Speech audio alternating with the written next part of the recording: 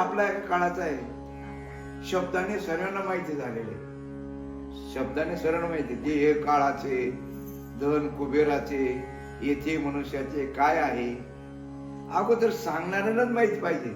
मी तर म्हणतो 99.99 कीर्तनकार ना माहितच आहे, 99.99 कीर्तनकारांना माहित नाही. तुम्ही म्हणतात मग तुम्हाला माहिती आहे का? आम्हाला माहित आहे का नाही तो बदल ठेवा. जर माहिती राहिले असते ते तृप्त राहिले असते का अतृप्त राहिले असते? काय चालू आहे आज जर पाहिलं तर कीर्तन आणि प्रवचन व्यवसाय झाला का नाही?